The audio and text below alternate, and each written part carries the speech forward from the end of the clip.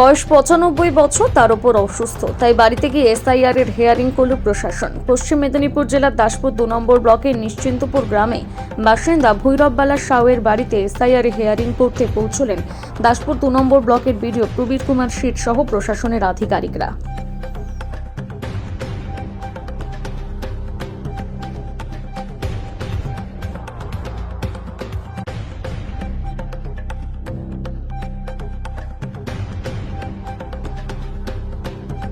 মায়ের ৯৫ বছর বয়স, হেয়ারিং ছিল।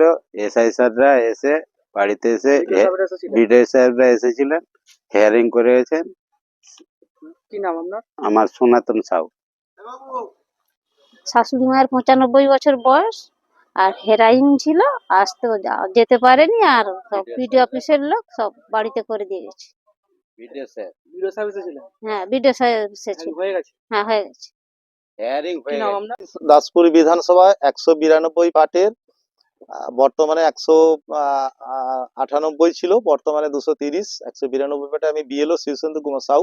আমার বুথে একজন ভোটারের বর্তমান বয়স ৯২।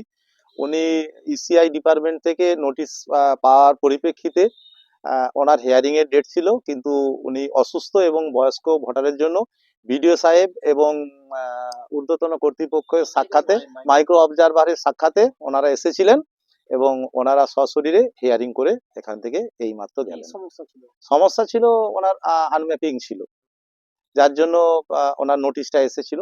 সেই জন্য নোটিশ ৫ দিন আগে দেয়া হয়েছিল, কিন্তু উনি অসুস্থ এবং বয়স্ক ভোটার হওয়ার জন্য আগে ওনার বাড়িতে হিয়ারিং সম্পূর্ণ? হ্যাঁ, ওনার বাড়িতে স্যারেরা এসে হিয়ারিং সম্পূর্ণ করলেন। আপনার নাম? আমার নাম শীর্ষেন্দু কুমার সাউ, ১৯২ পার্টে।